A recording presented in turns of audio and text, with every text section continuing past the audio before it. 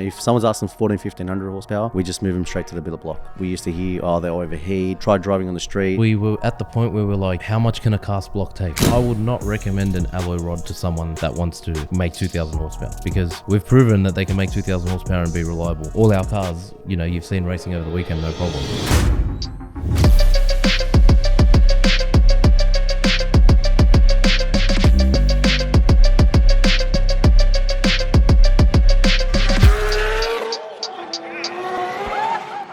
Welcome back to another episode of the Street Alpha Podcast.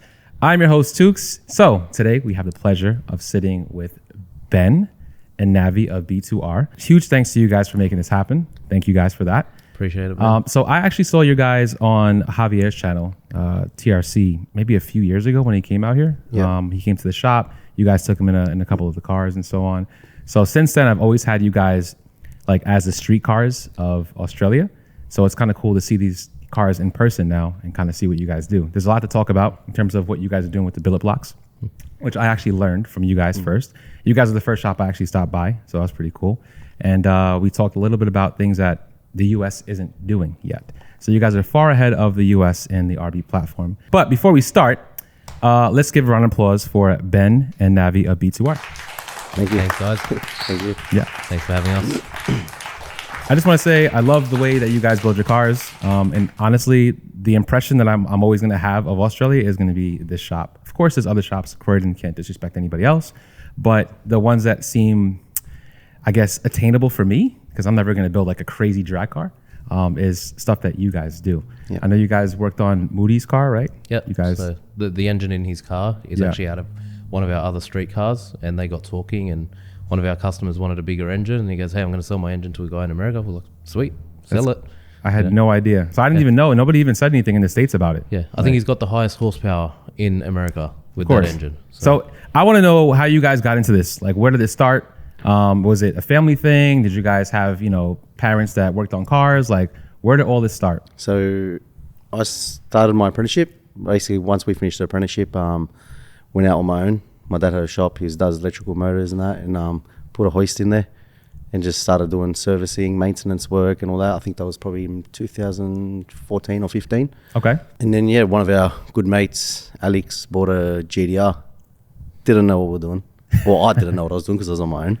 So slowly, but we were always into the 180s and, doing bits and pieces on them, like SR20s stuff and whatnot. And so he bought a GTR and opened the bonnet on it. I was like, all right, what do we do?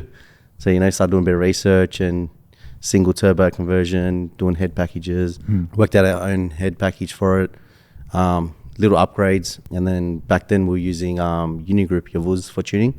Okay. And so we basically built the car, still stock bottom end, made just over 500 kilowatt. Wow. And started driving it on the street. It was pretty cool.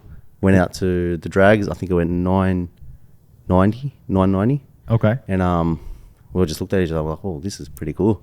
9-second GTR, stock bottom end. That was a stock bottom end record at one point? Yeah, that was a stock bottom end record. What year was this though? Probably 2016, around there. Oh, wow. Yeah. A while back. And then one of our other mates bought a GTR and he goes, I want the same thing. So obviously after doing the first one, the second one was a bit easier. Yeah. And then after that, just snowballed like one after the other, doing maintenance repairs and whatnot. And then we ended up coming into this shop. So, and then that same year or like this is over like a year. We weren't in another shop for long. It was a very small shop. We only had one hoist in there. So I was working around the clock as well, doing a lot of long hours. Obviously learning too at the same time. Right. Didn't have all the tools either, whatnot, because obviously you're just starting off. You need money, you build yourself up. And then, I think around 2017 or 18, came into here, bought another 2 hoists, started working. And then that's when, Ben came along for an interview. And then first day on his interview. Wait, so how did the interview go? I want to hear this. Like, what was the interview like? What kind of questions were you asking him? Like, how does that work? So to give you a lead up on my background up until that point, I was like, people think I'm a lot older than I am. I actually was always into cars since I was a little kid. My sister had a BMW 5 Series and I might have been 9 or 10 years old and my brother would have been 12. And we're like, how do we make this car cool? So we put a sound system in it, we put a sub, whatever. Then my brother got his license. He bought a Subaru Liberty. Okay. And we started mucking around with that. And then I started taking time off school and going and working labouring because I wanted to buy a car. So before I actually turned 16 and 9 months, I think it was the legal age at the time to get your license in Australia. Okay. I had already bought a car, crashed the car, blew the engine, and rebuilt it because I just wanted to learn. And then I was like, all right, this is what I'm doing. This is what I like, you know? Right. So I done my apprenticeship, went to TAFE, you know, had a few cars in between. I had a 300 ZX, had a TX3 Turbo, had a Commodore, had a few cars in between. And two of my dream cars were always R34 GTR and S14 Silvia. They were like icon cars for me. I had the opportunity to buy an S14, pretty cheap. The guy thought it had a bottom end knock. I was on my P's and I bought that thing. I was working at a regular shop, changing tires, doing services, and you know, never ever got into the performance thing until I liked doing it on my own cars. And yeah, I used to tell my boss, hey, can I borrow the shop this weekend? I'll give you $50. I want to work on my car. And he used to come in and go, what's wrong with you? I was like, you know, you're doing all these stuff to these old cars, and man, I just loved it. So job opportunity came up. I remember the photo was a Bayside Blue R34 GTR on Gumtree. And they're like, we're looking for a worker. I'm like, all right, I'll come in. Came in. I think on the phone I spoke to Avi, which he comes across very nice, you know, so I'm like, wow, this is going to be a real nice place to work.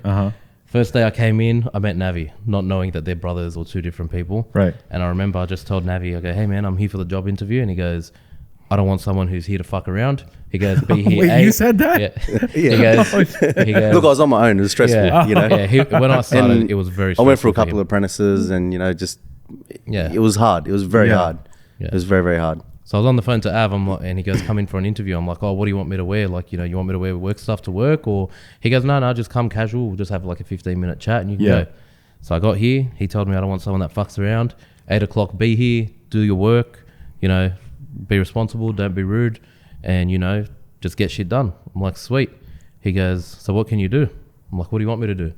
There was an Evo 8 MR on the back hoist. And he goes, that car's here for a timing belt, cam setup, water pump. Yeah. I can't remember if it was head studs or not, and a clutch. And I'm like, done. I go, when do you want it done? He goes, do it. So I done all that my first day on a random Saturday here, not even in like work equipment. I didn't have any tools on me. I didn't know where anything is. I just made it work. So yeah, finished that all that day, done the timing belt, water pump, clutch, everything. And then I think he was like, all right, this guy's not here to fuck around. So yeah, that's kind of when I started. And like he said, we had your Vs tuning, and we had a few guys that we used to use for wiring and whatnot. So when you're starting, there's only so much you know. Right. And yeah, me and him were always keen to learn. So we would build the cars and stay back till midnight, you know. Yeah, there was no such thing as 8 to 5. Yeah. It was like 8 till midnight, 8 to 2 a.m. Yeah, it was stressing, learning. Yeah. You know, and obviously we were both just mechanically minded. You know, we didn't know nothing about wiring, tuning, software kind of stuff. So, you know, over the years we learned that as well. And then, you know, obviously we're using other people for wiring at that time as well. Okay. And especially with wiring, you know, people used to come in, do the job, get paid. Stuff wouldn't work. Oh, I can't come back. You know, that's when Ben thought, you know what, I have to do this. I have to learn myself. I remember the car. It was a Supra that we had built. It was a 1400 horsepower Supra. I love this thing. And the tuner couldn't figure out what was wrong with it on the dyno. The wiring guy's like, it's not my problem. You know, it was working when I left. And I just told Navi, like, you know, I go, you go home. I'm not going home till I figure out this car. I didn't know what I was doing. I had no clue. And I got out my test light, I got out a multimeter, and I just started testing stuff and buzzing stuff. I don't even know how I figured it out, but I ended up figuring out the problem, and I could not wait. I didn't message him or anything, and I came here the next day like 20 minutes early, just waiting for him to rock up through the door. And as soon as he walked in, I go start the car on the dyno. And he goes, what? I go start it. And he started it, and the problem was gone. And I was just like, ever since then, I was hooked with wiring, wanting to learn, wanting to, you know, do more, learn more. And that's what you do now? Like, so you basically probably do multiple things, but... Yeah, so me and Navi build the engines, depending who's free at the time. Yeah, so, you know, he's built a lot of the engines. I've built a lot of the engines. Sometimes we do them even together just to get them done quicker. Sometimes we do them together. Sometimes we've got 3 in a row, and he's doing the crank on one, and I'm doing the rods on the other, and there's a head going on the other one. Yeah. And so me and him do the engines solely in this shop.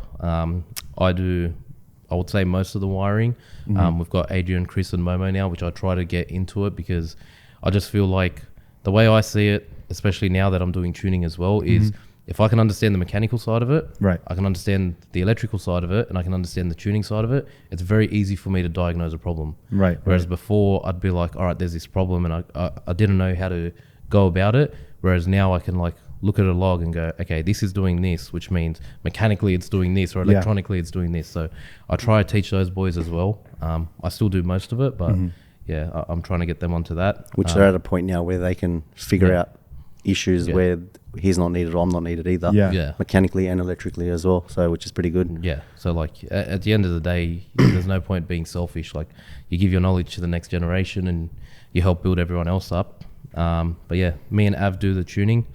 Sometimes we tune cars together. Sometimes it's me. Sometimes it's him. But yeah, like we all just work as a team. Sometimes Navi needs a hand and those boys will be helping him. Sometimes I need a hand. Sometimes they need a hand. We all just kind of make it work.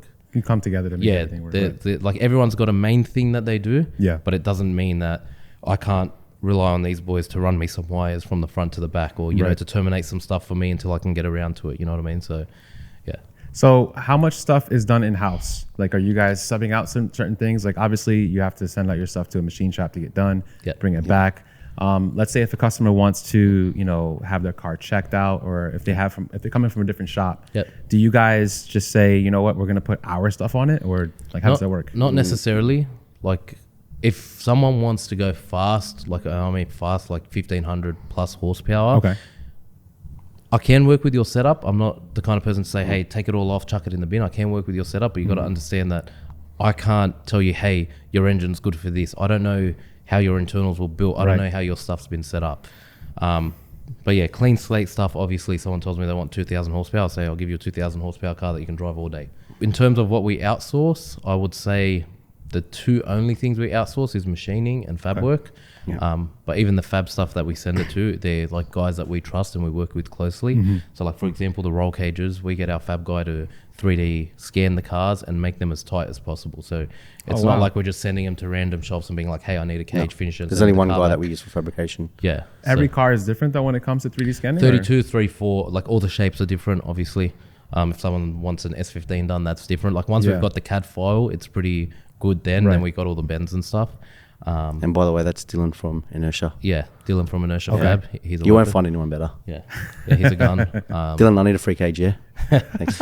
And yeah, I guess like alignments and stuff like that, we use DNA. They're the best in the game. But in terms of like actual hardware, mechanical, electrical stuff done on cars, it's all done here. Everything's done here. Because at the end of the day, if we do the job, it's our problem. Yeah. It's not, you know, I know most other shops, you know, they'll have a different tuner, different wiring guy, different fabricator, you know, and then when the car comes back to the shop, it's a blame. Oh, he tuned it, go see him. Oh, he wired it, go see him. Hey, my car doesn't start. Oh, it's your idle air control motor. Go see your wiring guy. Oh, no, the idle air control motor works. Go see your tuner. And we've seen it. We've seen it before. That. Your cams are out of phase. Go see your engine. That's why if we're at the track and we're racing, whatever happens to the car is our issue. We have to fix it. Right. And you would have seen that like at the last track day. Like I had my whole toolbox. Oh, there, from wiring to mechanical to whatever the car's needed.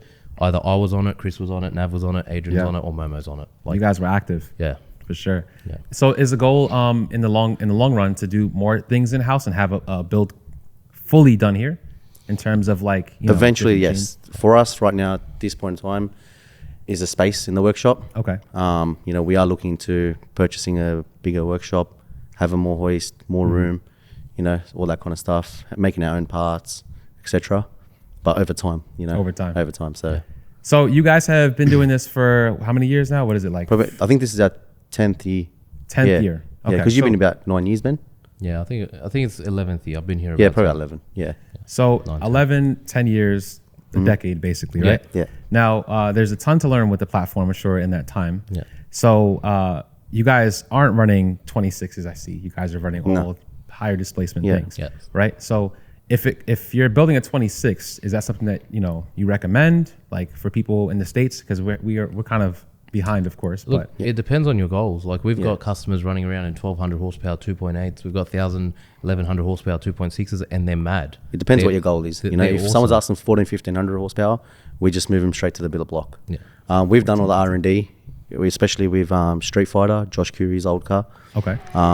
You know, what do we used to in that, like 80, 81? Yeah, that car on a cast block, we were making 1,700 horsepower, and it went 812 at 176 mile an hour, which held the manual record for about 5 or 6 years. Yeah. From memory. And that's especially with that car as well. We learned a lot with cast blocks, Yeah. and whatnot. And we're always scared of using, you know, moving on to billet blocks back then. You're right. Right. You know, because we used to hear, oh, they Everyone overheat. said People you are can't speed driving, them, driving on the street. The car's overheating, whatnot. So you know, we kind of laid off from the billet blocks. Yeah. We did wait probably, I think, a couple of years after that. You know, I remember I was hassling Nav. I'm like, man, we got to get into these billet things. I go, put one in your car. If it works, mad. If it doesn't work, then you've learned. Why did you say that you had to get into them? Like, what was it? What was it? Because we were at the point where we're like, how much can a cast block take? How much can I send someone down the street with a cast block and have a, you know, healthy conscience that, hey, it's not going to push a Welsh plug out or, you know, crack the block or something like that. To be honest, over time, you know, every block's different cast block. So, you know, they'll start cracking on the deck of the block. You know, the sleeves would move. You know, they'll crack on the, you know, external side of the block. Right. You know, so we did start seeing issues like that. You know, and then, you know, engine out. All right, we need to do another block, put it in. You know, we go again for another year or so. Right. With good racing, but then, you know, then it was at that point, you know, we need to start getting into these billet blocks, and that's when, you know, they released them, and, you know, we started hearing people overheating, and they're like, you know what, let's just stay with the cast block. Yeah, I've heard that. You know, around that 1,200 horsepower, but, you know, and then that's when Romanos came along, and and he's 34. And that was cast block too, 1,500 horsepower. Oh yeah, sorry, yeah, he had a cast block. 1,500 horsepower. We're done at Roll Racing, and then that was in the 32, and then he wanted to build his 34. Yeah, so we 32. Yeah, and then we built his 34 for him, cast. Yeah, and he only wanted a street car. I think it made 1,100, 1,200 horsepower. Yeah, the 32. He went out, and then went out to Roll Racing. I think he won the first night, or he got up there, and he was very competitive. We didn't know how competitive he was. Yeah. And he never wanted to be competitive. And then after that, he's like, nah, you know what? Fuck this, let's go all out. So let's get a billet block, you know. And obviously Romanos, you know, he understands, you know, all the R&D that's going to go into it. We've never done one. So we just sat him down, you know, we're going to, over time, like, it's going to take time. Yeah. We didn't promise him anything, but he understood, you know, what the go is, how we're going to do it, you know, and it is going to take a lot of time. Right. It is going to take a lot of money. And, you know, but at the end of the day, it's going to work out for him. It's going to work out for us. And look where we are now, especially with RHM, in saying that we had, so we done RHM billet first, and we done strapped as well. Bill's car. He had a 32, which is fast. Yeah, actually has. That was the original strap. The original strap was a 32 GTR. Actually, our other You know, so they were the two now. first cars we done billet blocks in, and Bill was pretty quick too. I think he was making 11, won 12. a few events. Yeah, won a few events and making 11, 1,200 horsepower through the auto. Wow. And Romanos been sequential. He always loved his manuals. Yeah. And then from there we just went bigger and bigger, and you know, and to be honest, the first block that we had in RHM, that was the first billet block we done, was a 3.4. Okay. And had a 86, 85 Gen 2. And yeah, man, that thing went for ages. And then we changed it to an 80, 85, and then we went Pro Mod. And now we just recently, last year, we took that out. Yeah. To put that into his new car, which is outside right now. Right. And we put, you know, this engine's got alloy rods and all that. So now we're starting to move on to alloy rods. This is actually first engine that we're doing We're alloy kind rods. of doing the same thing again, where everyone was saying, hey, you can't run a billet block because they're overheating. And we're like, all right, well, let's prove it wrong. And we did. Let's overheat it. Now what we're Didn't doing... overheat. Huh? I said, let's overheat it, but never overheated. And now we're kind of doing the same thing with alloy rods, because we've had this alloy rod engine in the car probably for what, 7-8 months? Yeah, 7-8 months. Roll racing, it's been to every roll racing. drag racing, street driving. Everyone said, man, 20 hits, you're going to be changing your rods, you're going to shoot it out the block. I'm like, all right, let's find out, you know? Let's say you want to just take the car out every day, go to the gym, supermarket, whatever. Like, will it be fine? My personal opinion is you can make 2,000 horsepower on a steel rod, no problem. So I would not recommend an alloy rod to someone that wants to make 2,000 horsepower, because we've proven that they can make 2,000 horsepower and be reliable. Like all our cars, you know, you've seen racing over the weekend, no problem. Now, the reason we've done it in Romanos' car is we eventually want to put a bigger turbo on that car and push it even harder. But we're like, before we do that, we know the rest of our setup's perfect. Let's just change the one variable of the alloy rod and see if we go forward or backwards. Now, everyone said 20 passes and you're going to have rods hanging out the side of the engine. We're a lot further than that in. And, you know, he gives it hits on the street. He drives it on the street. He gives it hits at roll racing. He takes it drag racing. He does everything. He does photo shoots. He done a music video like a few weeks ago at the drag strip. They drove it there, drove it back. Like, it drives. It's not a... And that's a sequential manual car as well. Yeah. And then moving on to autos as well, we had Bill in Strapped as well. Billet block, he drove everywhere as well. He's been all around Sydney, probably in every street in Sydney. He's driven through, so they're very reliable. Do they overheat? No, they don't overheat. They're only going to overheat if there's an issue with the engine, right? Okay. You know, like you can pick all these cars that are in this workshop right now. Probably 90% of them are billet blocks. You can start any car up right now and take it for a drive. You can go to the city, you can go wherever you want. They're not going to overheat. The first night we finished B2R 34, which you see in the blue car with the stripes down the side. I told him, hey bro, car's ready for pickup, you know, come pick it up, let's go for a bit of a drive around the area and see how you like it. He put his kids in the back seat and drove all the way to Wollongong and back. So Where? Where's this at? Wollongong, which is like 45 minutes each way. Okay. Up and down mountains, around twisties and stuff like that. He was giving it a beating. He'll tell you himself, some of the videos I've seen from the night he picked it up, he was giving it a beating. So why do you guys go with 3.4 as opposed to like just or 3.2? Like why 3.4, 3.6? Have you guys tried 3.2s or? We've run 3.2s. The 3.2s like to rev more, but the 3.4s are just bulk power. Like, you know, if you, in all honesty, I feel like if you want to, you know, have a high revving engine and get big mile an hour, a 3.2 is probably better. But the 3.4 just feels gangster. Like you put your foot down in a 3.4 or even a 3.6 and they just feel like there's bulk power hitting you. You know, even before you just feel the torque out of it. Yeah. You know? Most of our cars are street/roll racing, right? People want to go roll racing. They want to spend their money. They want to enjoy their car. Right. You know, we're not going to drag racing every month or whatnot.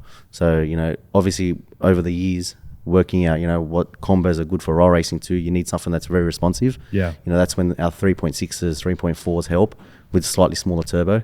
Because we're only racing, around 280 meters. Okay. You know, so we've got to make sure that we're on it, you know, and that's where our 3.4s and 6s are pretty responsive, especially being a manual. Automatic, no problem. Spray with gas, you know. There's a few ways, right converter, dump valves, all that kind of bullshit. Right. You know, you press the button, you just drive. You know, but being in a manual, it is a bit harder. But that's where, you know, our combos we've worked out, 3.6 is good with a certain turbo, you know, a 3.4. And also they're unbreakable. What's unbreakable? The 3.4s and the 3.6s, they're unbreakable. All right, hold on. There's no way it can be unbreakable. He doesn't believe us. They're unbreakable. You could not break, don't get me wrong, you can break stuff around the engine. You can break a diff. You can break a turbo side.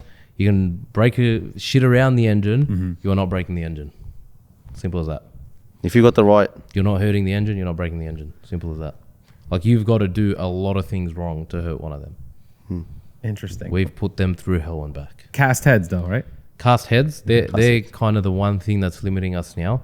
So obviously we could make more power. We could, you know, port the heads and we could put bigger turbos. Right. But then if we had a customer that said, hey, I want to go drag racing and I want records, no worries, we'll do it. You know, get a couple heads ready and let's go race, and we'll change them at the track if we have to, and we'll get the PBs. But like Navi's saying, most of our guys just want to do rounds and rounds and rounds. So that's kind of why we've stopped where we've stopped at that 2,000 horsepower mark. That's kind of where we feel the limit is on a stock cast head. But I'm really excited for all these new billet heads coming out because we're going to send them. So you guys are going to be utilizing those? We will be, yeah. Like we'll probably try it on one of our own cars. Yeah. Okay. Either my car or Romanus's or maybe Bill Strapped. Yeah. You know, even PRP's just so we can coming test out them. with a cast head. You know, we'll maybe chuck that on Navi's car. I think and on the see what it engine, does. probably the weakest point could be the head. That, you know, we did try porting a couple of heads, and we did crack exhaust port. I think one cracked in exhaust port, one cracked on the inlet port. Yeah. After that, we tried 2 heads on that, and we never went back to ported heads or anything like that. So factory ports, factory heads, just, you know, the basic one-way oversized valves and whatnot. So and very reliable. The machining process for the billet is, how important is that? Very important. Very important. Just as important as, I mean, it's important overall, but as opposed to like a cast. More important. Okay. Why? A billet's more important because a billet block expands with heat. A cast block, you set your measurements, they might move a few tenths of a thou, doesn't really matter. Right. A billet block, depending on the temperature you're running it at, moves a lot. Even assembling them on the temperature you're assembling them at is going to give you one measurement. Yeah. And, you know, you come back the next day, And if you've it's a got bit another warmer, you're going to have a different measurement. So, you know, And all then- those kind of factors. And there's one temperature when you're racing, which is obviously what you're aiming to have the right clearance at. But like I told you, a lot of our cars drive on the street. So when you're sitting at the highway at 4,000 RPM driving to an event, you might get to the event and have 110, 115 degree oil temp, which is hot. That is very hot. And the block's expanded. And, you know, that's when the dry sump comes in. You've got to have the oil pressure there. This is what people don't really take into account. They go, I've got the best of the best parts. I've got a billet block. I got this. I got that. You know, but they don't check the basics. What's my oil pressure? What's my oil temp? What's it doing when it gets hot? What's it doing when it gets cold? And that's what keeps them alive. So you guys are all running on all these cars, obviously a dry sump. Yeah. Right. And that's like a requirement. They if you have to wanna- run it. They have to. On a billet block, you can't actually fit an internal pickup. So you've got two options. You either go external pickup or you go dry sump. And you're spending that much money, man. You got to go dry sump. So, all right. So if I wanted to come here and build a car, right, what would it cost me? Now, obviously, aside from the chassis or the body of the car, right? Yeah. What does it cost? A car like mine or Mr. 33 or even like Strapped, you know, they're all similar builds. You're probably looking in AUD roughly about 280 grand. 280. 280. But that's God damn. 280 to 300. Yeah. It could be more, like if you're going to cage and stuff, but that's, I'm talking, it's, you're not just getting an engine. You're getting an engine, you're getting gearbox. Oh, right. You're getting, That's you know, including PDMs, wiring, shafts. ECUs, That's the full, okay. drive shaft, front diff, rear diff, Albins gearbox or auto if you wanted an Owls box, turbo side, inlet side, injectors, fuel. That's front I to thought back. it was just So put it this way, the only thing you're doing is you sort your own paint. If you want to cage or not, and pick your own wheels. And pick your That's the wheels. only thing you're doing. Rest, we are doing front to back, top to bottom. suspension, everything. Damn. Yeah. But So- it needs it because a lot of people used to spend a lot of money on the engine and gearbox, but then not on And nothing shafts, else. not on the diff, and then you go out and you'd break it, and then We done that too at Yeah. one point. We done But that That's as how well. we learnt the weaknesses. So Right. now we know, hey, yeah, you want to make 2,000 horsepower? No worries. But you want to put your kids in it because you don't want that shaft to snap and, you know, flip the car. Right. So, you know, we've kind of got to take responsibility for our customers as well. Last thing I want is to hear someone's crashed or someone's had an accident. Yeah. So we take that shit seriously. Like, if you don't want to do that stuff, we're not turning your car up. Simple. Do you guys require cages too? Like, is that something that's part of like what you guys do? Because you can't, I mean, you have a 2,000 horsepower Yeah, car. you We wanna- recommend we it. recommend to every car. Yeah. Put a Now, cage in it. Some Definitely. people do, some people don't. I recommend it to anything over like, really anything over 1,200. But yeah, like it's up to the customer at the end of the day. That's one of the things that, you know, some people think they're ruining the car. Some people think they're ruining the interior, where I think, man, you just got to be safe. You know, you're putting people in this car, you're taking people's lives over. It's not worth it. So 2,000 horsepower. Are you guys using that at the track? Like, do you guys are running these cars at 2,000 or roll it's just, racing at COTS, we're starting to get up there. Like we're starting to put In the higher gears. in the higher gears. Nowhere Definitely near not the lower high. gears. Yeah. At roll racing on the other like Sydney roll racing, not COTS. Probably around, we're probably sitting around 1,600. And then when we start to go a bit more, we start to go backwards because everyone's, you know, sliding around and backing off and the on. throttle, and it unsettles the car, and then you get back on it and you're sliding the other way. So Unless you put someone loose like Bill or Talau or Yeah. Romanos in there, they just flat stick you. Look, they're sliding all over the track. You come back, TPS is 100%. So what is this car making? Because when I went for that ride, it was pretty intense. this car makes 1,800 on full boost, and you're on medium boost. So what's medium?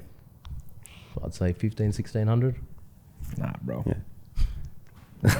have you been passenger in any cars? I've driven all the cars. No, He's driven no, those. not driven. Passenger. Passenger is yeah. very scary. Isn't it scary? It's very scary. It's way different. I only go passenger with people I trust. So Yeah. I So don't, who do you trust?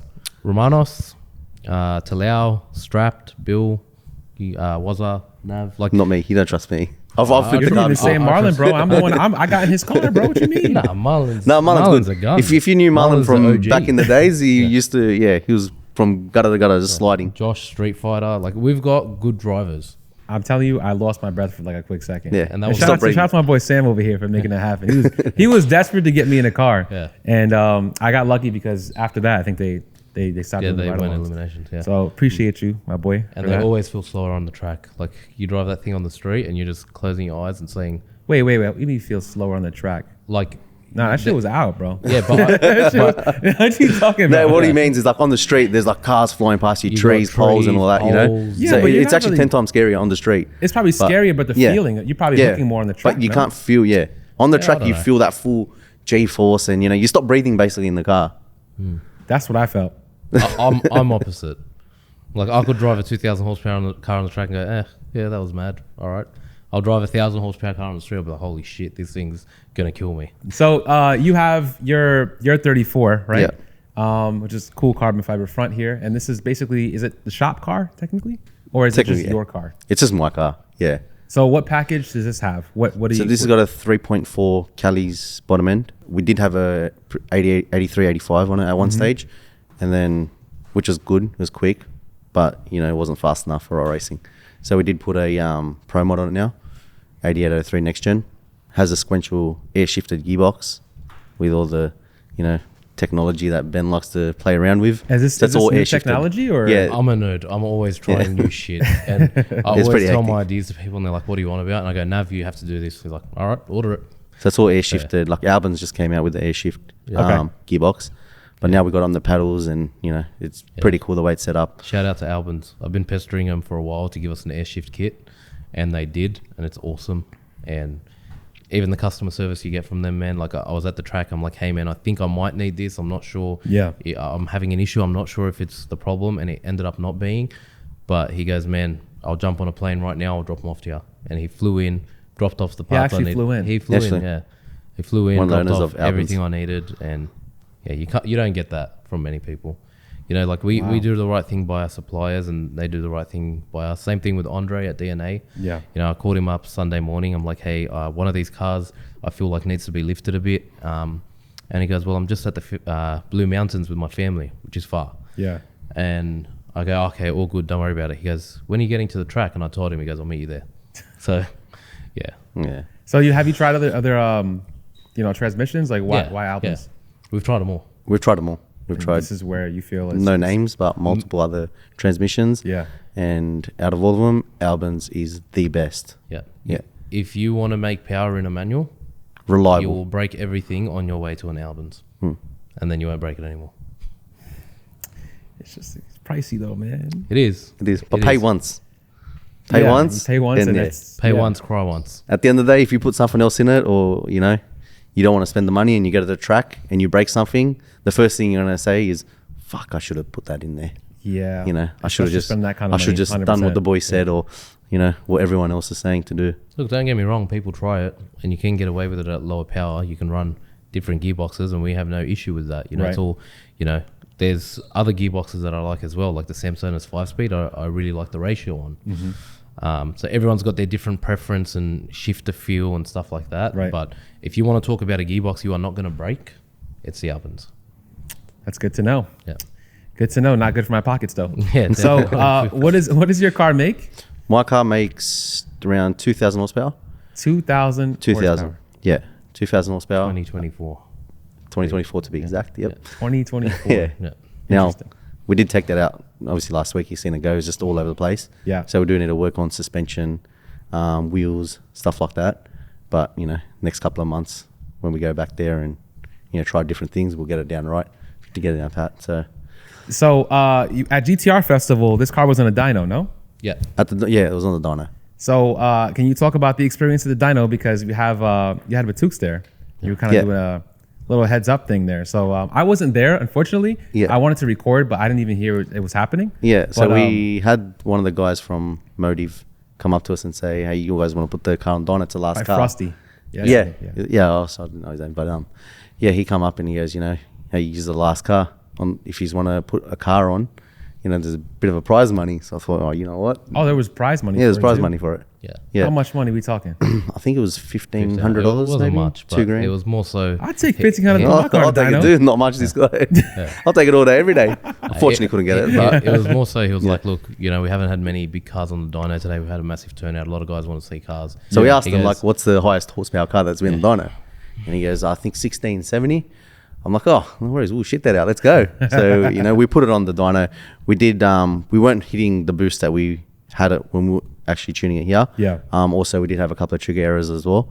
It did end up, we just pushed through it. So it did end up making 1875, 1880 horsepower. And we're like, oh, sweet, it's all good. Give us the money. Yeah. And then who do you see? Fucking Anthony Maatouks. I'm like, here we go. Rocks up. He goes, my car's going on next. I'm like, oh, shit. So what does he bring? Brings his meffed up drag car, puts it on there, We took our car off. We're sitting at the pits, and they had on the dyno. They come and they're making boost for them, and then I think they were having trigger issues as well, or something was going on with the car, and I think they're on there for like half an hour. Yeah, good half an hour on there. We heard the pull that they made. It made some power. Yeah, I think it made 2200. 2200, yeah, which is gangster. And then they said 2200. I was like, ah, shit, there goes my money. But to be honest, we put Nav's car on to kind of give the crowd a show. Like done, how many pulls did I do? 8 pulls. 8 pulls, yeah. I done 8 pulls at over 1500 horsepower, and then I 2-stepped it. So if that doesn't show you how reliable these things are, like if you're not confident in your setup, you're not doing that in front of a big crowd at GTR Festival. Yeah, that's a very easy way to ruin your brand, ruin your reputation. But right. And what kind of gas? Or there was no gas. Fuel? There was no gas, no. Ethanol.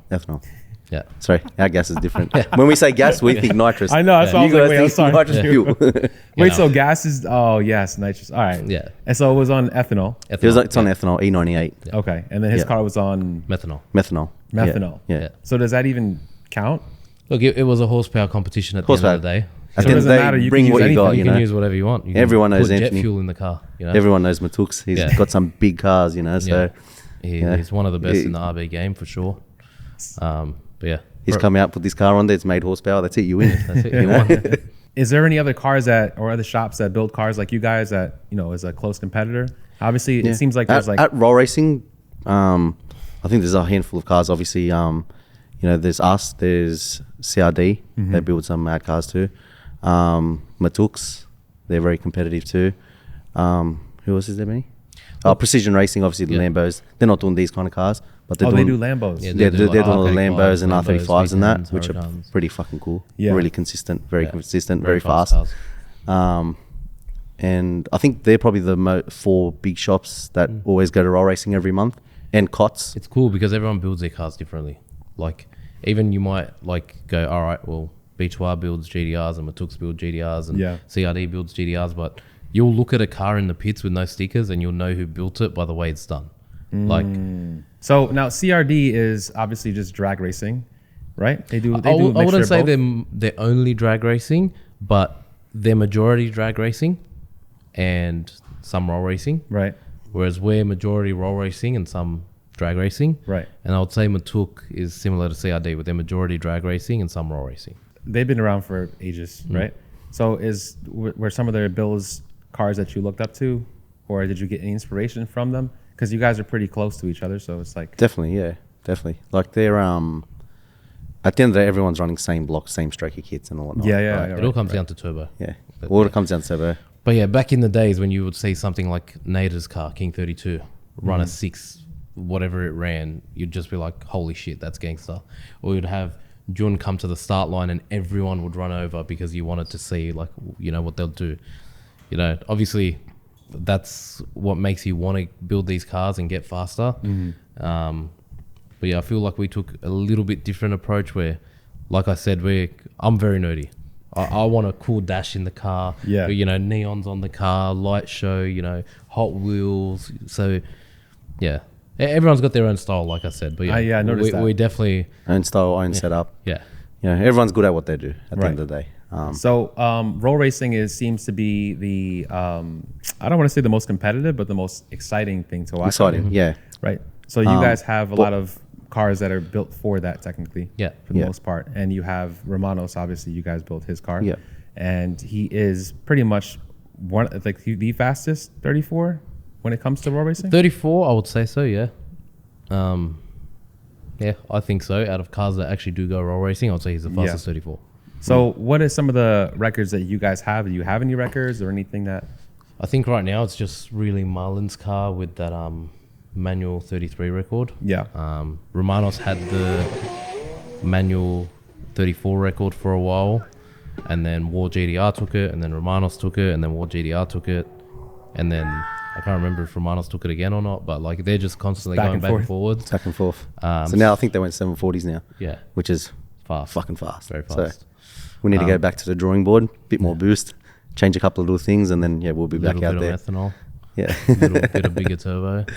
We are going What to make some transmission is on War? I don't know what transmission it is, but it's got some kind of a slipper clutch in it. Okay. So I'm not sure. Do you know what gearbox is in that car? No, I'm not sure. It's got a Whatever they slipper got in the car, it's Yeah. fucking working. It's Samsonite? Samsonite. Yeah, air shifted Samsonite, and they've got some slipper clutch on there. So you guys don't believe in slipper clutches? No. Look, I'd love to use one, but try telling Romanos that. He's like, I wouldn't put one in the car. he believes it's all driver, which is right too, you know. Yeah. So, and he can drive too. So, Yeah. if I tell him to put one in there, and first thing is, I won't even finish slipper clutch, he'll just be, no, Say stop. don't even say that word again. He goes, it's me, it's my foot, it's my skill, I'm going to drive the car. You know, And it's a lot more rewarding, I feel like, for Romanos at least, if he breaks that record again, to say that he done everything. Yeah. Like, yeah. it's very rewarding.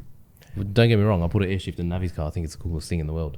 Yeah. But if you ask me what's more impressive, obviously shifting the car yourself, riding the car Right. yourself, getting it out the hole by slipping the clutch, that's more impressive. Look, on the weekend, I was just rolling along, put my foot down, and just air shift, bang, through for 6 gears. It is. No It's skill. nice. It is pretty It's cool. gangster. I actually went for. I did go for a ride in the. Yeah, I put you in 34H. Yeah. Actually, this car. This yeah, one, yeah. yeah. It was pretty badass on the Yeah. street. It was kind of wet outside, but Yeah. it was cool. Rips up nice. Yeah. No, Lifts the front wheels nicely. Yeah, I mean, I didn't get that experience, Yeah. but it was definitely a dope setup. Yeah. So do you guys have any experience with 2Js? Yeah. Like I told you, the first car I learned to wire on was Musti's 2J, and I think that made 1300 horsepower. Okay. We've But- done a S14 2J as well, Aki's one. Yeah, that. We've done a few of them very over the fast. years. But for us, like in Australia, there's not many people that build 2Js or Supras like that, because everyone wants to be competitive these days. They want to go racing, you know, so having Supra we built was pretty cool as well. Yeah. Like what I mean is like street cars. Like on the street, you can take 1,000 horsepower GTR, 1,000 horsepower Supra. Who's going to win? The GTR's going to win all-wheel drive, right? So that's why a lot of people go towards the GTRs. But yeah, so This is going to be your clickbait section. GTR versus 2J, RB. No. I would ask you like 2J or RV. I've gotten the answer a million. They're different both ways. gangster. Yeah, They're both I've gotten killer. the answer a million different ways. Yeah. But I asked the question based off experiences. Yeah. Like if you have worked with it, if not, Yeah. and then We why you definitely don't, have. why you don't build them anymore. You know? Like Navi said, it's more so the customer wanting traction. You know what I mean? 2J is mad for the drag strip. You know, you'll pump everything. But a lot of these guys do drive on the street, and they give it big hits on the street. So with the RB, yeah, because you can. Like you're confident. You got all four wheels gripping up. they are doing some all-wheel drive stuff in the States. With the Supers, Yeah, that's gangster. they are. There's somebody that I know who's building one right now. That's It'll sick. be ready for FL2. It'll probably be FL2K if you Yeah, go. that's sick. He's putting it in. I think it's an S14. Yeah, nice. I believe. But yeah, he's working on that. And there is somebody else with the, it's actually a R32 with a The green one. 2J. Yeah, Yeah, I yeah, know. that's all-wheel drive. Yeah. I'm not sure what he did. He didn't Yeah. really discuss what he did. Yeah. But I've been following that car for a while, and yeah. White Rice is pretty cool as well. Rear-wheel drive. All right. That thing boogies. Yeah, that thing is no joke. Yeah. Actually, CRD actually called them out. Oh, did they? Wow. Yeah. Well, with June 3. Yeah, I'm sorry, not June 3. The Overlord. VL. Oh, the VL. Yeah. Okay. Which is a sick car. Yeah. So, what projects do you guys have coming up? Any big builds or anything that we you guys have got another, I think, 8 34s we've got to build. 8? 8 34s that are in the build, Lined up, waiting waiting to do. for us to have time. Yeah. So there's still that, and then there's a lot of people inquiring about builds and all that kind of stuff. But you know, at the end of the day, there's only so much we can do. Yeah. You don't want to say, yeah, we can start your car this date, finish it by this, because we'll just be lying, you know, and we don't Right. want that. So we do have 8 cars. You know, we've got about 6 billet blocks sitting in the engine room, half assembled. Bottom ends are all assembled. And yeah, just one by one, we'll get them done. They do take time. Everything takes time. 8 though. How are you gonna get through 8, bruh? I think we've by done, one what, by one. 6 this year. I think we've already done 6. 6 We've got a in good team. 6 months. We've got a good team. Oh, this year already. Yeah. Yeah. Sheesh. So you guys, the road racing scene is bigger here. Is it mostly because of the street racing, the lack of street racing that you can do? Here it's a lot of cars used to street race, a lot. But yeah, over the years, people crashing, dying, all that kind of stuff. So the cops are, the police here are very, very strict. So they'll see you, they'll get you. You're street racing, they'll take your car. Look, they got a reason Basically. to be as well. You Yeah. know? We're lucky enough that we have the events that you don't need to do it on the street. So why would you? Right. So now for people is like, they can enjoy the car on the street, cruise around. That's what I mean. No one goes street racing anymore. Like, Once a month, twice a month, they'll go to the actual track where it's safe. They can give it all the power they want and enjoy their car. This is what I mean. Like having two events, it's an advantage for people that actually want to enjoy their car. Right. Why would you go race your mate on the street when you can be like, hey man, I'll see you next Wednesday. You're dead in front of everyone. No one wants to be. I don't want to beat you, just me and you. I want to beat you in front of everyone. Right. That's why roll racing here's kicked off. So you see a lot more street cars at road racing than 100%. you do drag racing. 100%. Yeah. You'll drive Sydney streets all night. You'll be lucky to find someone that wants to race you. But roll racing comes Yeah, around these and days especially. everyone's there. Maybe about 5-6 years ago, it was different. Yeah. I think it's sad because you see stuff like One Stock and, what happened to him, Right. and that could have been avoided, Like if he was on a drag, not a drag strip, if he was on some kind of track, there would have been emergency personnel, there would have been, fire crews, there could have been an ambulance there. Like he might not have passed. Unfortunately, it is what it is. You do it on the street, you take that risk. Right. And you're not always going out by yourself. You could take out an innocent family. No, 100%. Yeah. The same way that he crashed on the track the first time Yeah. is the same way he crashed the second time. Yeah. Technically the same. And it's sad, man. It is, but very sad. that's why it's important, like for us to have the tracks in the States. Yeah. But that's why I think it's cool that you guys have the road racing. You have Yeah. a bunch of events, and it looks exciting. You Yeah. got people like my boy Sam over here narrating some of the videos. Famous guy. So Mr. it's Worldwide definitely Champion. fun to watch. I actually I watch a lot of the stuff. Do you guys have a YouTube, or you guys just end up on Romano's channel? Romanos' channel. Yeah. We've Yeah. talked about opening one a few times, like making an account, but Yeah. with how busy we are, we're like, all right, let's get the cameras out, and then No one does it. Damn it! All right, let's get to work. I mean, you got 8 cars. That's a lot of content, man. Yeah, That's how Yeah. I look at it. I look at it Yeah. as like if you have projects going, you can Yeah. you can film Yeah. it, but Yeah. not But everything it's obviously happens the in one time shot. as well, I'm sure. Yeah. And then we've got Romanos, he's part of us as well. So, Yeah. and then team, whether it's his channel or our channel, it's the Yeah. same thing. same thing. So you guys have a dyno room here too? Yep. Right. So you guys obviously tune in house. A lot of the videos that were viral too, I'm sure were done here. So when it comes to tuning with RBs, where do you guys live at with the timing? Main thing is the fuel you're running, obviously, because Okay. that's going to determine whether you're knock limited or not. And then second thing is the turbo, because when you run a big turbo and you don't have much back pressure, you can get pretty aggressive with the timing because you're not got all the back pressure, you've got good exhaust scavenging, you're not creating a whole bunch of heat. With the smaller turbo stuff, you got to be careful as they're ramping on. You can feed the timing in as they come on boost, but as they're ramping on, you can't just throw everything at it. Right. I think this is what a lot of people don't understand. People go, "Oh, it's a strong engine. These guys are making 2,000 horsepower. Yeah. I'm going to go throw all this timing at it to make 1,000." They're like, "Oh, why'd my block crack?" You've still got to be reasonable with how you apply the boost, apply the torque, that kind of stuff. But yeah, they take timing. Do you guys run like back pressure sensors? Is that how it works? How do you guys know how much? Normally, back when we do a new setup, we do all the shit on that one car, like all the sensors, all the data, whatever on one car, and that kind of gives us a baseline to know, hey, if someone wants to do this, then that's roughly where they're going to be at. If we're okay. trying something we've never done before, then obviously, we'll get all the sensors on it. But at a minimum, all of them have EGTs and just a whole bunch of sensors. But not every car has EMAP. That's the one sensor I would say probably not every car has. Okay. But like Because we know that setup Yeah. is same as that setup, is the same as my Right. car. If I've done and we've got six- 10 cars, they're all pretty much all the same engine. Right. Just different turbo sizes. If we've done 600, 86, 85s, I don't need to log the back pressure on this one. Right. Like we've already Okay. got it. We know makes where they sense. tap out. Oh yeah, and all stuff that varies from car to car, like EGTs, obviously inlet air temp. All the important shit. That's every car's got it. Do you feel like EGTs are a necessity for a lot of these builds? Depends on the power. Okay. Over 1400, yes. Why? Well, I guess it kind of depends on the injectors you use as well, right? Because you can make 1,000 horsepower with shit injectors and you're going to melt your shit. So with the injectors we only use injector dynamic stuff. Shout out to Paul Yor and Tony Parlo. They make some badass stuff. Right. And I know that they break their injectors in before we even get them. Right. They flow match them to a set. So if we order 6, there's 6 that are within 1 to 2%. You know, they're not going to swell over time. The pinto's not going to wear in because they've already done that at their factory. Right. So with that kind of stuff, we're confident, you know, you can push them a bit more and you can have even air fuel mixtures across the chart. Obviously then you've got manifold design. So if you go try a inlet plenum that no one's done before, then definitely have EGTs. If you go to, you know, what everyone's got on their car, which is Plasma Man or Hypertune, then you know you're going to be pretty much sweet. You know, everyone's running it. Otherwise, everyone would be blowing up their shit. Same thing with the turbo manifold. You know, you got a 6-boost Pro Mod V-band manifold or T4, then you know you're going to be sweet. Right. But yeah, anything where you know you're going to be pushing or it's a big investment, like what's a set of EGTs really? $800, $900, just put them on. It's just additional wiring or just whatever. Just put them on. And you know, it's got its own advantages as well. Like you could be at the track and go, shit, I had a misfire. And rather than sit there and go, you know, was it injectors? Was it coils? Was it this cylinder? Was it that cylinder? At least it'll narrow down the cylinder. Right. So then instead of having 18 things to look at, you're like, well, it's this cylinder, change that injector, that coil, that spark plug.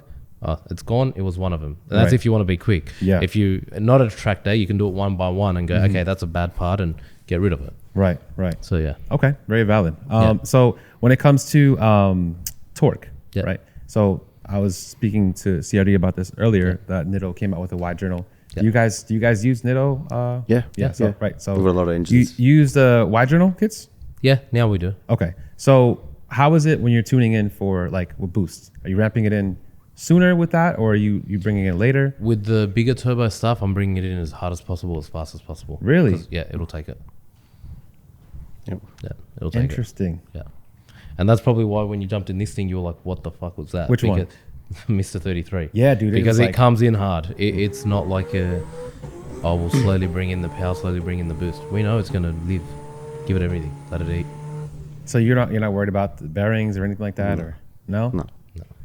Like after every event, we're obviously checking out wheels, filters, stuff like that, you know. And at the end of the day, if we do see something in there, then we're not going to just keep, just send it. You know, it's coming out, no matter what. But we haven't got to that stage yet, you know. So all the builds you pretty much do the same way, or it depends on the turbo size? I'd say most of our builds now have the bigger turbos on them. Like our builds don't start with anything under an 80. If you've got a 76 mil turbo in this shop, it's rare. Yeah. So what you mean, bro? Like you can't. What's wrong with a 76? No, I'm just saying. No, what's wrong with a 76 though? Fast enough.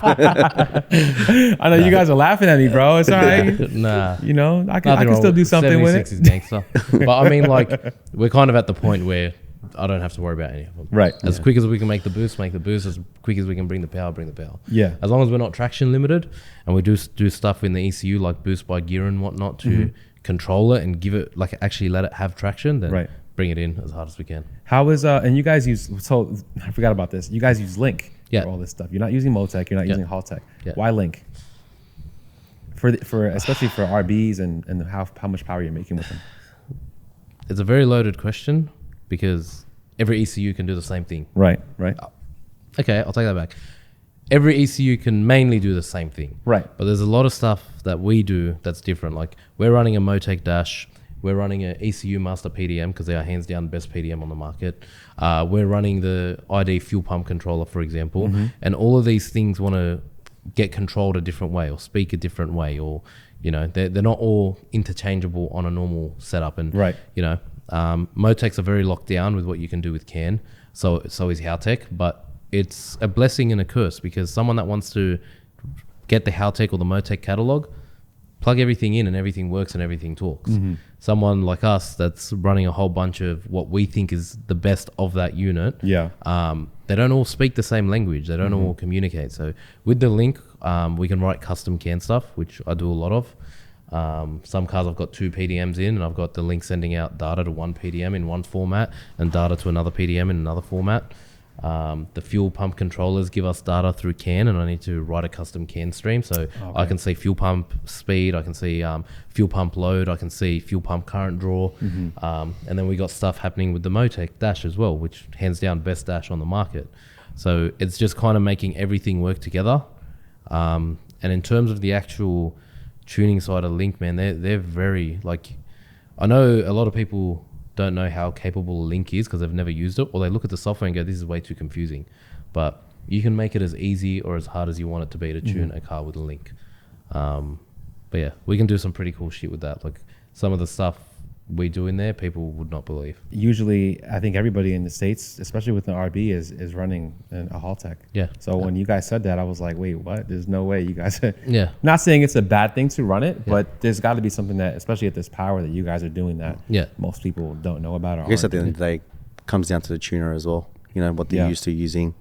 Like we can tune whatever you want. Yeah, I tune heaps of Haltechs Motec, as whatever well. you want. And they're a mad ECU, and I love them. And you know, sometimes I'll be on the phone to Link and I'll be like, man, Haltech has this feature. I wish you guys had it. And sometimes I'll be using a Haltech and I'm like, man, you know, Link has this feature and I wish you had it. And sometimes I'm using a Motec and I'm like, why don't you have anything that either of these two have? You know what I mean? So they all got their ups, they've all got their downs. It's what you're trying to do with the car and what your tuner's comfortable with. Power is power. It doesn't matter what ECU you run. True, that's true too. Put it this way, RHM's got a plug and play Link still, GTR ECU. That's not even a custom. Still using a factory harness. That's a factory Nissan R34 Really? GTR harness. Yeah. Like I've obviously wired all the extras. I've put in the protections, the EGTs, the turbo speeds, the extra set of injectors. It's actually only got 8 injector drives and we're running 12 injectors off it. So that's what I mean. Like there's stuff in there that we can do that most people wouldn't. 34H is similar. That's a plug and play ECU, the one that you jumped in. Marlins, we do have a Voodoo in, which is a wire-in Link. Okay. They're a lot newer as well. So Yeah. So the newer stuff, we're kind of at the point where we go, okay, now we need dedicated 12 injector drives, and you know, there's a few extra things that we want. Right. But yeah, man, like power's power. Give it the fuel, give it the timing, give it the boost. It's gonna make power. I don't care if you're on a Motec or a Carby. It's just how much control do you have? That's what the ECU gives you. Right. Yeah. You guys actually surprised me, like I said. Yeah. This shop was like the first and only memory I'm gonna have because I hung out with you guys. Appreciate it, man. They definitely took care of me when I was out here. I was like lonely, you know what I'm saying? Made you try your first crying beat. crying in my hotel room, and then Ben texted me. He's like, "Yo, man, you're not doing nothing. Pull up to the shop." Yeah. So I pulled up, jet lag, and then my boy Sam took care of me this weekend too. I think that blue V woke you up a bit, huh? Yeah, they try to get me on this V. What I don't the know hell what is this shit? This V shit is. I don't know. We got to start Someone's importing. sipping on it all night. But yeah, I do appreciate you guys for taking care of, you know, the hospitality and everything. Always, man. You too, my boy. So yeah, I just want to thank you guys for taking the time to do this. Appreciate it, man. Likewise, you know. And the hospitality for everything. Pleasure having you here as well. Yeah, I'm We watch a honored lot to of be in your the shop. videos online as well. So What's up? We watch a lot of your videos and stuff online. I So, you appreciate know, it. having I you appreciate is- it. I actually didn't think, not gonna lie, I didn't think anybody knew who I was here. No. Not even saying like that, but like I didn't think that you guys watch like YouTube stuff because you guys are like big shops. So I'm like, these guys don't have time to watch it. You know? Nah, we watch it. When we're driving home at 2 a.m. tired as, I'm like, let me see what other issues people around the world are having. Make me feel a bit better about my life. If Yeah. I see someone else complaining. Well, you probably won't see too much RB shit happen. Yeah. You're not gonna want to watch like because you're already ahead of I the don't game. watch anything RB. I could not care less. if See, I for, see an for us, RB what video, we I'm like strong. is watching all the 35s over there. Yeah. The Lambos, the twin turbo Right, stuff. right. You know, and I guess over there is different. Everyone wants to watch, you Yeah. know, Skyline stuff. Yeah. I heard in GTR Festival there was Man. all Lambos and, you know, R35s, but when Yeah. they seen an R32, a 3 or a 4, They were frothing. you know, the whole crowd was going towards them. So Right. So Romanos had said that it's he'd rather drive a GTR than a Lambo. Do you agree with that? look, on the street, Lambo, racing, GTR. That's me. And how much power is it making? 1300. 1300. And 1300 to like 18 or 2000. There is a difference in the Lambo, or because Look, the Lambo's a lot smoother. Okay. Obviously, power comes on 10 times quicker. On the street, untouchable. That Lambo, you cannot touch that Lambo on the street. His car leaves lines down the yeah. highway. Like, what? It is fast. it's gangster. That's a car that I probably will never get in. Then It's gangster. I'm not getting in there. Hey, look, Don't even after over this, I'm here, happy boy. to take it to my house. We can go grab it. I remember This guy Sam's like, nah, we gonna get you in there, bro. I remember the first hit in his car. I go, no, that's not. If you want to go, 1300 Sam, horsepower." go get it. Go pick it up. Nah, that's But cool though. racing wise, I feel GTR a lot better. Obviously, they're making a lot more power. But in the same thing, like, you know, these kind of cars, like when they start to come out, they're somewhat straight. Like they're going straight, but they're coming out too. Right. The Lambos and that, they're a bit sketchy. Like they deliver the power, they'll make the power. Yeah, because once they come out, you've obviously seen how many cars, lose control there and crash. I feel like you wouldn't feel them come out as much from how low they are. So it might be like throwing the rear around you and you wouldn't really notice because you're like on the floor. Whereas a GTR, like you're up and if it starts spinning, your whole view changes. Whereas a Lambo, you're like looking at the floor in front of you. Oh, that's true. Yeah. So it would be harder to know when you're spinning and when you're about to lose it, as opposed to a car that you're sitting higher and you've got like, more, you kind of got more weight too. So you can feel if the back end comes out. Right. The Lambo's got the engine right behind you. You've got this screaming V10 in your ear and these turbos making all the noises. It sounds nice though. It is a pretty cool sound. That does sound mad. What shops build Lambos out here? Like there's only one shop, I think. Precision. That's what you said. So they're the guys that. So if you have a Lambo, you go to them. Yeah, definitely. And they'll build it for you. Yeah, pretty much. So the very guys fast cars. So those guys, you guys have Lambos that you get built by, and then you also road race against them at road racing with the GTR. No, so we built Navi's Lambo. You built it. Yeah, we built it. Yeah. I thought you took it there. No. We built Navi's Lambo from scratch. I'll never pay someone to build my own car. Yeah. Even if I don't know what I'm doing, I'll make it work. Yeah. Me and Benny will make anything work. Yeah, no, we built Navi's car from scratch. Okay. Yeah, not one thing on that car is a kit. Not one thing on that car is we got it from this guy or whatever. But yeah, we got Hypertune to do the fab work for us. Insane fab work. We got them to make us the custom coolers. We got Turbo Smart on board to use their Turbo Smarts and wastegates and blow-off valves. We use the same pretty much electronics that we put on these things in terms of sensors and whatnot, and we obviously got the Maatouks because that's what there is for the Huracan. And yeah, I remember mucking around with it, and the first time I got it started, man, I was like, this is gangster. It's cool. Sounds good. Yeah, it sounds very insane. Good. And you had it on this dyno? Yeah, we had it on this dyno, yeah. Yeah, it was cool. It was cool until I had to change spark plugs. Then it wasn't. That's a project on those? Yeah. But yeah, it wasn't too bad. Look, for the first time doing it, it was hard. Yeah. I'm not going to lie. But I think once you do 2, 3, 4, it becomes easier and easier. It wasn't even hard. You're just scared. You're like, this is a $700,000-$800,000 car. I've got to be careful. But I surprised myself working on his car. I remember we bought the clutch kit, and I've never worked on a Lambo, let alone done a clutch on a Lambo, and took the rear bar off, took the lower plates off, the skid plates and stuff, and I'm looking at this thing. I'm like, fuck, what am I in for? Am I over my head? I'm like, fuck it, I'll do what I do on every car. I'll start unbolting shit and I'll see where I end up. And I think 4 hours? Yeah. He walked downstairs and he's seen the box out of this car and he's like, there is no way. Yeah. And then, I spoke to the boys at Dodson. I'm like, hey, can you guys give me a few tips? And I think I spoke to Dan at Dodson. And he goes, yeah, man, it's easy as do this, do that. I had the gearbox back in the car the same day. Dodson? Yeah, Dodson. D-O-D? Yeah. Okay. Dan and Greg, I speak to up there. They're awesome blokes, but they're not hard to work on. They're intimidating. Yeah, I'd be intimidated too, yeah. Even when I was doing his spark plugs, I'm like, oh, this is going to take forever. An hour later, all 10 were done. I'm like, okay, not that bad. The fuel pump, when I opened up inside that fuel tank, I'm like, holy shit, there's so much lines and, the fuck's going on here? Yeah, what's going on here? There's a lot more to learn. Yeah. And then I'm like, all right, let's start. And a couple of hours later, it was done. So there was nothing really on that car that I'd done. I'm like, okay, I'm stuck. Right. Yeah. Right. So you guys are going to open up a Lambo shop too, right? I'm assuming. Look, the goal is in the future to start doing more. That's the next platform for you guys. That's the next platform. Yeah, we do have. We're not going to stop on the GTRs. We're still going to keep doing GTRs. Right. But yeah, we will start. I think in the new into shop, there. we've got a few customers now that have R8s, Huracans, stuff like that. But most of our customers that do have them also have a GTR, and they want to build both. So we're like, okay, let's just do the GTR for now, so we can move into the new shop. Yeah. Get a bit more crew on, get stuff happening, and then we're gonna get into them. And funny, you were saying before how you guys love our shit and we love your stuff. Yeah, man, I'm frothing the G80s. I G80s? want one so bad. Yeah. Yeah. And everyone I spoke to in America, they're like, man, they're nothing. We don't care about them. But me, I'm in love with them. for the price. Yeah. You can get a B58. Yeah. And What are they worth over there? faster. What's an M3 Comp X Drive?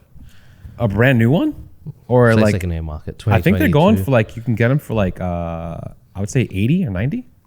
Yeah, wow, that's a lot more expensive than I thought it would be. Yeah, it's if you get probably 80 or 90. Yeah. Not a brand new one though. Yeah. But yeah, 80. That's very like it's decent price for what you're getting. Unless they dropped, because I know last time I was checking for rear wheel drive ones, they were going for like 60. Yeah. So, and The that was rear-wheel like drive last no one year. wants. Right. Yeah. So maybe it could be 70, but yeah, I mean, if you want a clean one in good condition, that's not beat the fuck up. I want to get one and build one. I think that's gonna be cool. G80? That's probably gonna be my next car. You guys, I saw one at GTR. I saw one at GTR Festival, I think. That would have been Chris Skinner's car.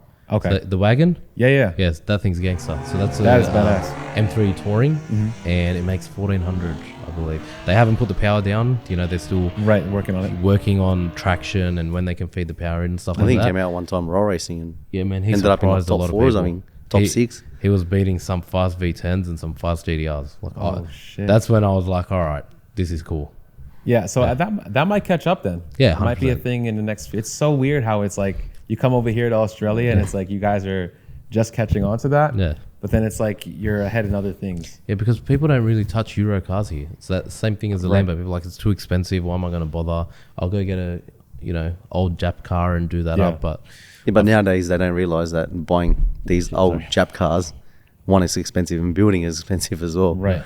You know, so and they probably owe you the same money at the end of the day buying a Lambo and twin turboing a Lambo or it's an what R8. you prefer. Like it's what body shape you prefer. And the reason I like the G80 is it's like to me it's a 32 GTR with a BMW shell, inline 6, 3 liter twin turbo, 4-wheel drive. Yeah. That's Similar. what I know. Yeah. Give me a good sound system and a nice interior, and that's a G80. I mean, they don't sound the same. They don't sound. No, the engine doesn't. But I don't like the way it sounds, but yeah, you'll like it when I've got my exhaust out the bonnet. This is great, man. I really appreciate it. Anytime. And hopefully I can come back next year. So hopefully I'll come back to Australia for DTR Festival again. And hopefully you guys make it out to FL2K. I'm not sure if both of you going or. Yeah, well, both of us I will be think, going. yeah, we It'll will. be me, him, Av, and Romanos will be going for sure. And hopefully GTR Festival and hopefully PRI. That's my dream event. You guys should really go there. That's my dream event. Like, I want to go to PRI. You need to pull up too, bro. I Don't worry, know what trust me, he'll tag along. They don't worry. turn We'll up. throw him in the suitcase. No, Carry PRI on luggage. is a business party. Yeah. Like, I'm telling you right now. Yeah. I thought SEMA was where like you party and stuff. I'm not interested in SEMA. PRI, no, I'm telling you, like it's because it's in Vegas. Mm. But PRI is like different, man. I was like, damn, this is like a business party basically. Yeah, wow. Like obviously during the day, you're obviously networking. It is great for networking. Yeah, I just want to nerd out. I want to see all the No, 100%. latest shit. You can do Yeah. that, but then after when they close down, it's like a party. Yeah, Like, well. not like a crazy party, but you just bar shit. Yeah, you know? meet people. Yeah. Talk about It's a projects. vibe. All right, so if you could let the viewers and listeners know where to find you, social media, website, Facebook, Instagram, whatever it is. TikTok, B2R Motorsport, Instagram, B2R Motorsport, Facebook, B2R Motorsport, just anything B2R Motorsport. B2R Motorsport. Yeah. And then if they want to reach out to you to ask some questions, I'm sure there's going to be people who want to like ask you some questions following up to maybe. They can ask on either Instagram, email, on the website as well. Yeah. You guys are responsive on Instagram? Yeah, so Av runs the Instagram, so if you guys want to get in contact with him, that's B2R. Navi's got his personal Instagram, which is Navi Chima. If you guys have any more technical questions, or they can reach out to me, Ben Mina. Either one works, either avenue. All right, cool. Well, like I said, man, We won't appreciate let it. down. Thank you.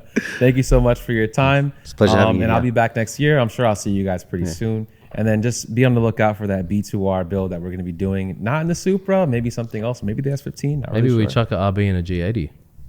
Nah, hell no. No, not that chassis. It'd definitely be an S15 or some shit. I don't know. We'll nice. figure it out. Done. But if you guys are watching the premiere right now, make sure you guys hit that like button. If you're listening, continue to listen. And also make sure you guys head over to streetalpha.co to copy yourself some merch. I got to get you guys some jumpers, which is what they call it. They have Hoodies. which we call hoodies. So you guys We them call it jumpers. both. Jumpers, hoodies. So I got to get you guys some of those. I'll send you guys Done. some hoodies. Appreciate whatever one you guys want. Done. You too, my boy.